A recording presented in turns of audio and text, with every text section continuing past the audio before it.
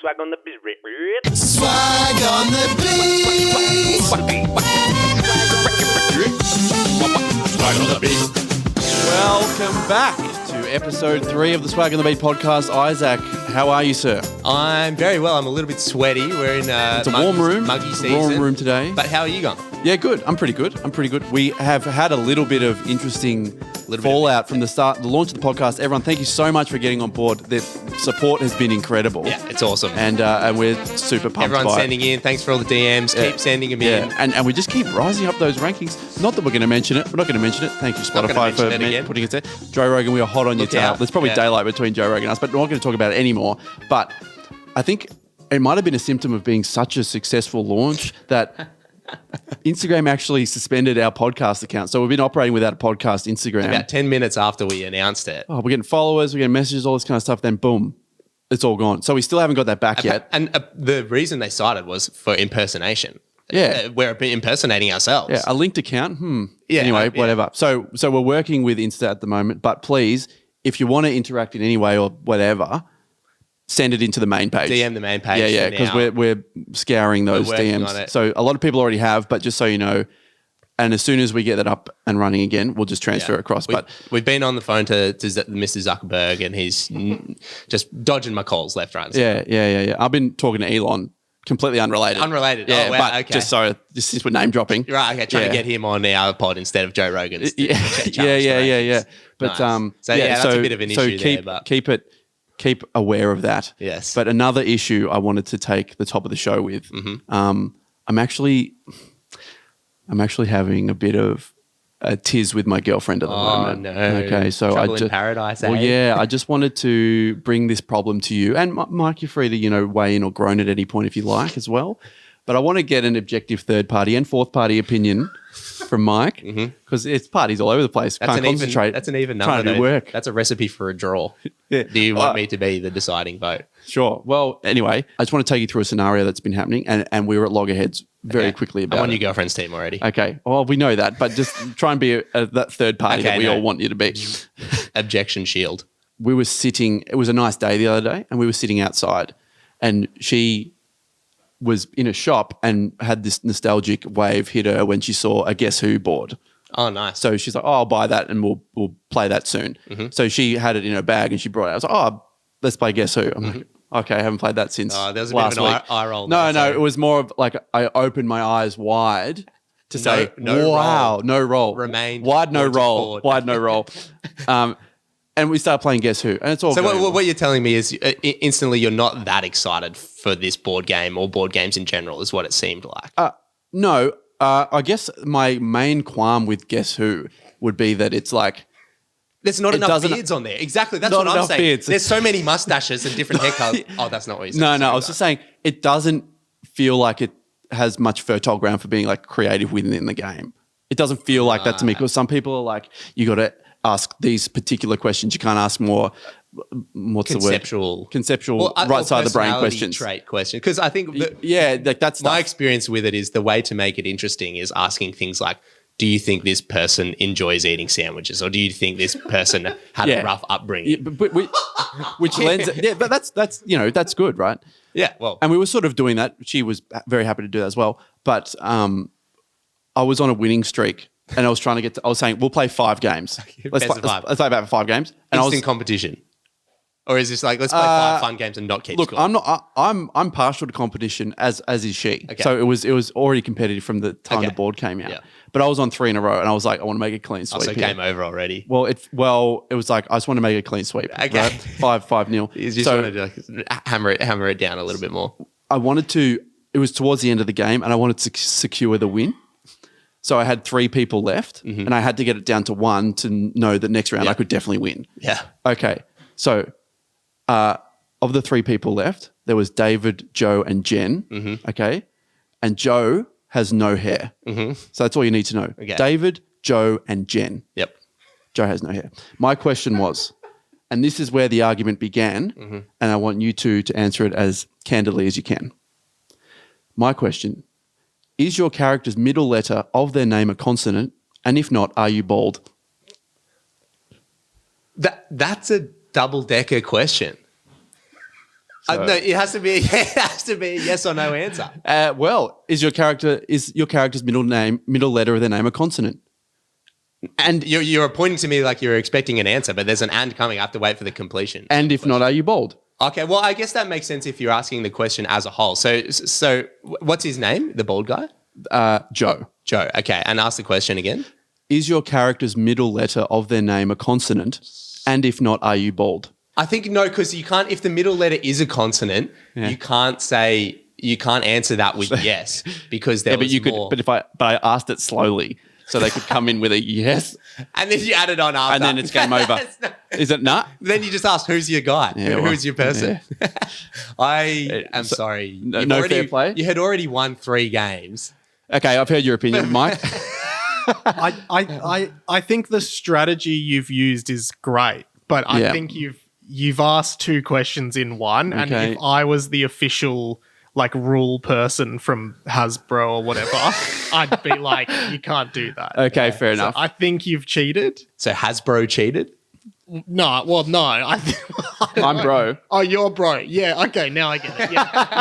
I think you cheated. Hasbro did cheat. Yeah, I think bro cheated. Bro has cheated. I think your girlfriend was under no obligation to answer that question, I think. And you wouldn't believe how well she did do that. Yeah. So respect to you 3. Hope you have a great time together. I'm going to go play guess no one with myself. Guess whom, which is actually how it should be. But so what the 3 games. Already you've won 3 games. Is that not good enough for you? No, I wanted the clean sweep. The rules. Yeah. Clean sweep. Yeah. Relentless winning. And did you end up winning that game? No. I think she came back and won the next 5 or something. Anyway, it was absolutely all over the place. Well, I mean, the answer is no. You were in the wrong there. Thank you for clearing that, guys. I'll never ask you a question again. Isaac, we've been getting a huge amount of response from the dopamine diet story from last week or a couple of weeks ago. I've been wondering how he's going. Man, so many messages asking questions that I thought I'm going to try and help answer these questions. But in the week, his name's Peter, and he texted my brother just asking, or maybe my brother texted him saying, "Oh, mate, you're on the pod, blah, blah, blah, blah." And he's like, and then he says, I've been slack on the dopamine detox recently. Oh, no. But at my peak, I was staring at walls for 30 minutes before tunes. That was a big one. So he was getting pretty serious about it, right? Full cleanse, full dopamine cleanse. Full cleanse. But what I've actually done is I've got Peter on the line here. Oh, and he's willing to answer a few questions about, because everyone wants to know. I've got so many messages, and I thought I'd get the man on to actually. So we're going to have to horse's mouth sort of stuff. We're going to have to taper the excitement levels when we're talking to him on the phone. Exactly. Otherwise, let's be real monotone. Taint the dopamine journey. Yeah. Okay. So nice dulcet tones of the voice. Pete, you there? Going on? Hey, how are you? Oh, sorry. Hello, hey. Pete. It's good to speak to you, mate. Yeah. yeah. I'm good, eh? So wait, we just have a few, so would you say you're still in the midst of the dopamine detox at the moment, or have you sort of let it go? Because your text during the week said you might have been slack on it. Oh, nah. I've definitely mellowed out. I went too hard. Okay, right. Maybe I went hard for 4 or 5 months, and then wow. I don't know, this month I'm just nah, just forget about it. The wall thing, the whole lot, mate, just cooked. So do you feel like you went too hard? So you cleansed too hard. You lost too much dopamine. Yeah, too much. Dopamine's out of control. So what would be like an average day for you then in the midst of the 4 or 5 months? An average, like how many hours of tunes or? well, yeah. Let's make context for people. You're trying to become a professional producer, right, Peter? Yeah. What's your artist name, just so that people know if they want to look you up? Oh, yeah, a bit of a shout out. Mitro. Okay, yeah. What was an average day for you like while you were doing the detox? Oh, just wake up. I don't even meditate and stuff. I just look at the wall and then just everything so I just try to do as much boring things as possible before doing the tunes, because the tunes get pretty a bit of a sieve. It takes a lot of effort and stuff. Yeah, absolutely. So then you got to do crazy boring stuff before doing it, if that makes sense. So what sort of things would you do or not do? Just pretty much the wall, and then I don't know, just sometimes mix it up with the ceiling, just something really boring. That's Great. Well, Yeah. Did you research this, or you thought you came to the conclusion yourself? Nah, well, I'm not going to claim credit. I probably did a YouTube search like 2 a.m. or something, but I just tried to, I don't know, just did a bit of modifications, I guess. Yeah. That's a pretty heavy lifestyle choice to make off a late night YouTube video. Did you? Yeah. Did it have a positive effect on your tune making ability? Yeah, well, to be honest, like, I didn't believe anything at the start of the year or anything. And then gone from like 0 to probably about 8 or 9 unreleased at the moment, which are coming out, not yet, but nice. just waiting on cover art and all this sort of thing. But yeah, they'll come out soon. But yeah, so it's a bit of a jump. So low-key, yeah, I reckon it's working. The proof's in the pudding there. So overall, you're happy with the method. You think do you think it provided a higher yield than if you had just maintained a regular schedule and done regular things and then produced as well? Yeah, I reckon it has, made a greater yield. But, like I said, I've taken a bit of a break. So, like, I do less of, like, the boring stuff beforehand and then just, like, I don't know, kind of have a bit more of a life, you know. Well, but, yeah. Maybe to celebrate and thank you for coming on the show, we could get a real quiet beer just to ease you back into normal lifestyle. Maybe a soft drink. At a pub or something. Face the chairs and the table towards the wall outside. And we'll just have really high-level conversation to each other. Share a drink in silence. Yeah. And we'll get Walt to come as well. Yeah. My brother. Yeah, we won't speed and stuff. We'll just chill. True. No driving fast. That was one of the rules, wasn't it? So did you have to? Yeah. You did a lot of. If you were seeing anyone, you might have done a lot of wall and chill throughout the year. Yeah, maybe. that's it. Hopefully not staring at the wall while driving the car slowly. Nah. Hey Pete, thanks so much for coming on. I'm That's seeing all you right. very soon, I'm sure. Keep but keep us it up. updated. Yeah, keep us updated, please. Yeah, I'll keep you updated. Cheers, boys. Have a good one. Thanks, Pete. See ya. Cool. Bye. Well, there you go. Wow. He's so committed. 4 or 5 months. Can you believe Just that? straight wall time. Straight wall time. Oh well. From the wall comes the tunes. Well, we've got these walls we made ourselves, so maybe we should get started. Just stare at the wall next to your eyes. And Mitro. Mitro? What do you call it? Mitro. Yeah. Which is the start of his last name. Pretty cool. Yeah. Anyway. We'll keep an eye out for the tunes born out of the dopamine. Absolutely. diet. Hey, heard it here first. Dopamine diet. Dopamine diet. Is a It go. works. It works. Jack, we've grown up together. We were in the same years throughout school the whole way, which you may remember. Primary 2001, 2002, always in the same year. 2003 as well, and henceforth, yeah. But what people might not know is that we're actually from different generations. Yeah.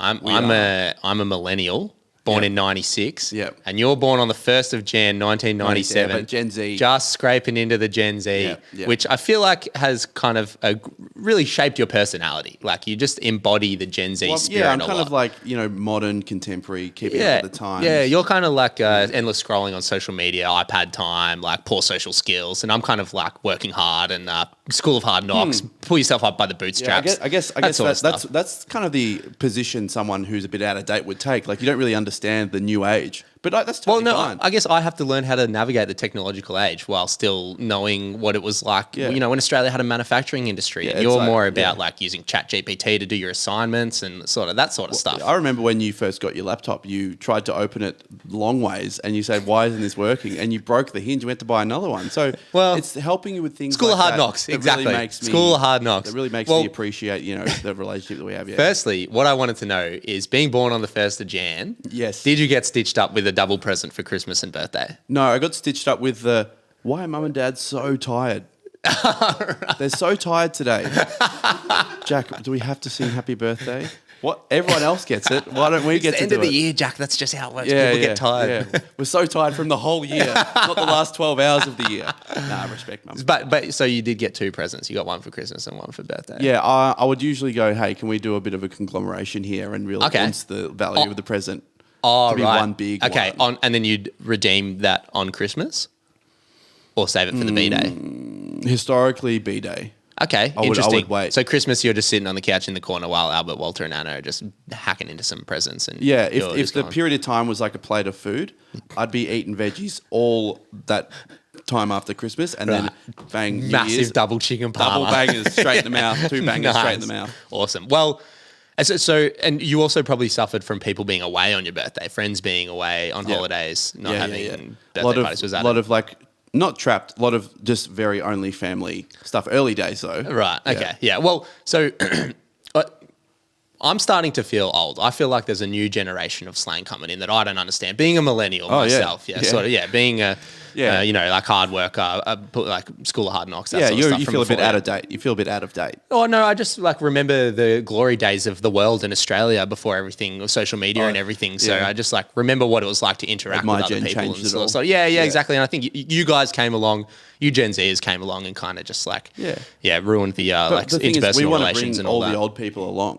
Yeah, well, so what I wanted to run by, because I think it's an issue. It's not an issue for me that there's this new generation of slang coming up that I don't understand, but that's natural. As a millennial, I'm getting older. I'm progressing. It's good you could admit that. My time's moving on. But about you, as a proud and outspokenly supportive member of the Gen Z community, very outspoken. I thought knowing. Maybe there are some Gen Zers out there who struggle to keep up with the slang of the time and what the Gen Zers such as yourself are saying. And so maybe I thought they could come to you for help, so they don't feel alienated by their adolescent peers such as yourself. Absolutely. Yep. So I took the liberty of recording an ad for you, which you were probably going to do yourself very soon anyway. Yeah. But it provides a place where your fellow Gen Zers can come to if they need support. Do you have L-Riz? Are you constantly feeling like a mid-skibidi toilet in a world of sigmas? If that's you, no cap, then you need help from Jack, the Gen Z expert. Jack is a W Rizzler who knows what it means to be a Gen Z. None of this old fart millennial business. Ew. Gen Z Jack will help you talk and act your own age so you can fit in with the other Gen Zers. It's giving no more anxiety. If you want to learn how to get plus a million aura, call 1-800. Oh, who are we kidding? Calling is for lame old losers. Just hit him up on Snapchat. Gen Z Jack. Wow, that's great. That's very nice of you to offer your time like that. Yeah, no, but the only thing about the ad is it's very clearly made by a millennial. The music used, the way you're speaking. Well, I mean, you got to mumble guilty. And just hard techno underneath. Yeah, guilty. I'm a millennial, but I don't know what you young bucks are listening to these days. Yeah. But why don't you send me the file? I'll make it Gen Z-ified. So we actually hang on. Are we appealing to Gen Millennial? No, appealing to fellow Gen Zers. You are. To help them when they... Oh, we're helping. Yeah, okay, yeah. You're helping Gen Zers who great. don't know how to navigate the landscape. So I don't know what any of those words mean, but I'm sure you do, so you can tell me after this. Loud and clear, absolutely. Well, as the grandfather of Gen Z, I thank you for putting my name forward and look forward to helping many people. Gen Z Jack. He's a good guy from Gen Z. Isaac, we've both played music for a very long time, both together and apart. Mainly guitar. You played drums a little bit. Very poorly. No, you played. Well, you played drums in the band. I played guitar. We had another mate playing guitar and singing as well. Yeah, it was the best band ever. It was the best. What would we call it? Boho. Yeah, I don't know. Named after a country town in Victoria. Yes, thank you. Yeah, look it up if you haven't been there. It's a great place. Anyway, I wanted to add another string to my bow. And as you know, when we toured our live show, I wanted to sing in the show. Yes. So I started getting singing lessons. Yeah. Right. So I've been on and off doing them since then. But it's something that me and my brother go to together. Yeah. And as you would know, brothers are competitive. So we have this... I wouldn't know. I don't have any, but I can deduce. Yeah. Well, you know that we're competitive against each other. I do know that. But we have a very similar range of voice. Okay. And we've made this competition to see who can get to the highest note first. Right. Because that, like, the aim of the teacher says, you want to increase your range. Because then you can hit those songs that you like want to get in that pop zone or the rock zone. Or yeah, exactly right. Without just going falsetto and sounding like a mushroom. Yeah, exactly. So anyway. Classic. Yeah. And it's the idea of, he plays piano, I play guitar. It's kind of being total football, like the Dutch soccer team, you know what I mean? Like just having everything completely covered all the time. Yeah. So our high note we're trying to hit, and Mike will appreciate this because Mike is a singer, our producer, and he was on a scholarship for singing, actually. Very esteemed. Very esteemed. The note we're trying to hit, Mike, is B flat, which you may or may not know. I don't know what that is. Isn't there lots of different B flat? Yeah, it's B above middle C, like 2 above middle C, 2 octaves above middle C. Oh, okay. Yeah. Cool. Yeah, cool. Anyway, thanks for appreciating. E flat. Is that it? Higher than that. Anyway, Albert, my other brother, was walking through the house, and Walter was practicing on the piano trying to hit this B flat, and Trying to hit it on the piano. It feels like that wouldn't be that hard. piano. You just press it. Yeah. He's got horrible eyesight. He misses all the time. Anyway, he was trying to hit it and sing at the same time. And Albert thought it was quite funny because we're clearly not there yet. Like we're not even close to being able to do it properly. Not even close. Not even close. So he was doing anything he could to To try be and make very it happen. flat. Yeah, be very, very B flat. So Albert actually recorded Walter unknowingly as he was doing it, and then showed it to me just Classic to let me brother know stitch how up. far behind Walter is actually getting there. So here's the recording.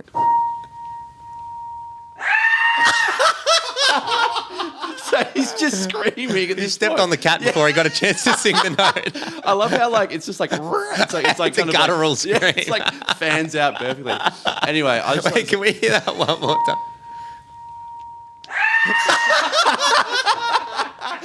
You're trying to do it in Axl Rose voice. so good. Anyway, for the record, Walter, not to put you under the bus, he is actually quite a good singer. He's got great but pipes. we are not at B flat yet. And I'm not even going to try it, especially now because we're a bit of a sore throat now. I think you do need to try it. I think you need to try it right now. Can you search up B flat on Spotify? But we can hear that. We can No, hear I'll just that play note. it. I'll just play it here. Oh, okay. Okay. Yeah.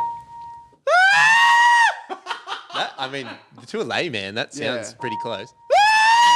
So you kind of like start and then you get up there. Yeah, get up there. that's the idea with it being an artist. It's kind of like you Oh, if you do a lot of different notes, then one of them's got to be right. gotta like suck the lemon a bit, which is a musical term.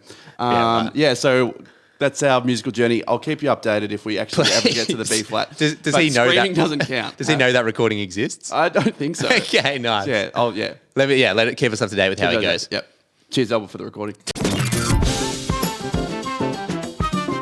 Jack, I was thinking about my very first job the other day. If you remember where that was. I do remember where that was. The local on the corner. Yeah, the On local subway. suburbs. Yeah, Subway. Yes. Yep.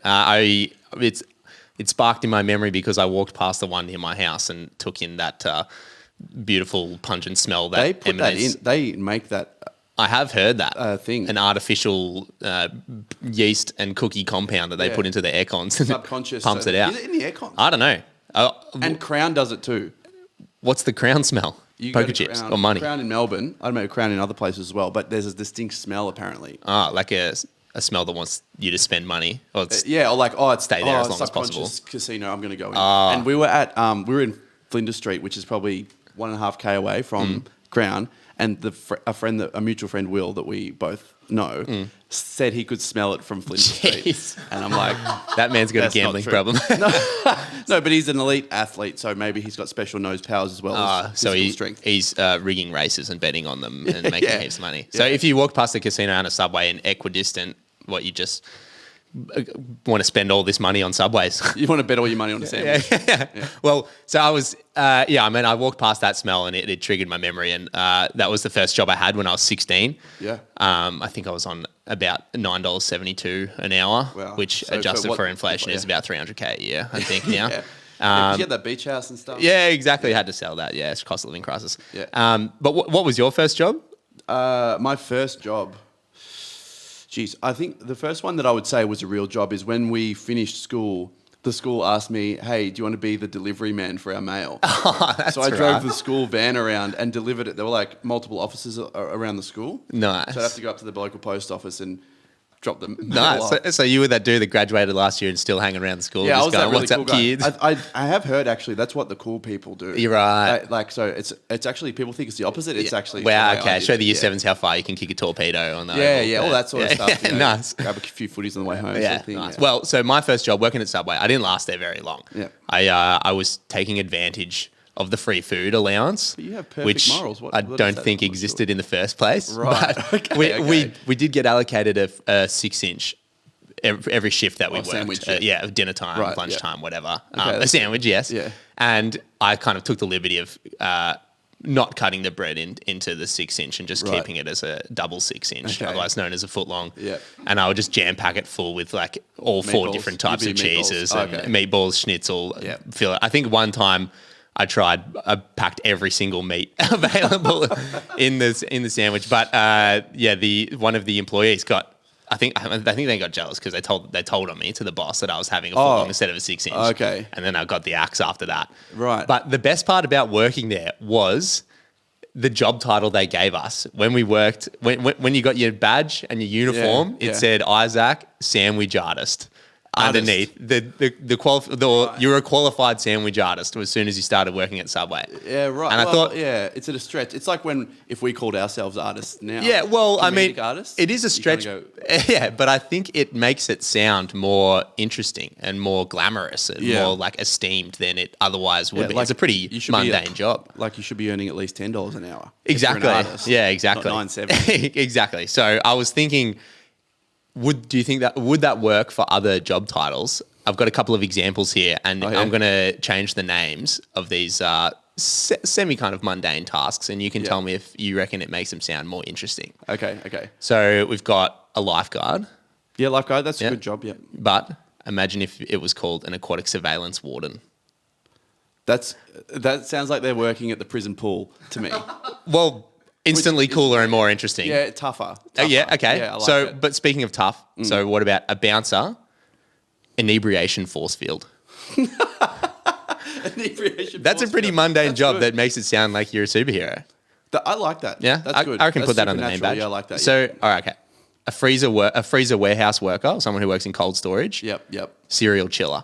That's good. Serial chiller. Also works for your unemployed friend as well. Who's just chilling. Okay. And then security guard at a Samsung store.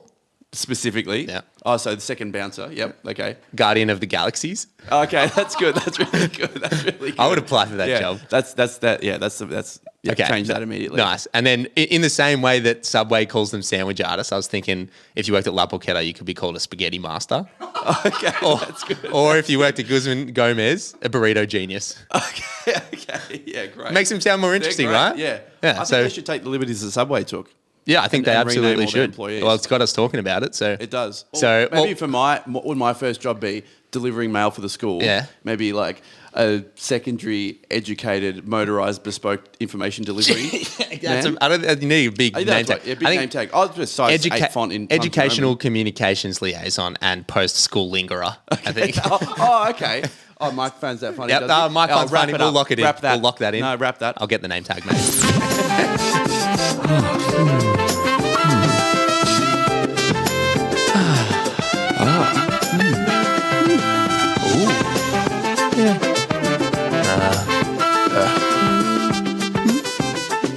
Okay.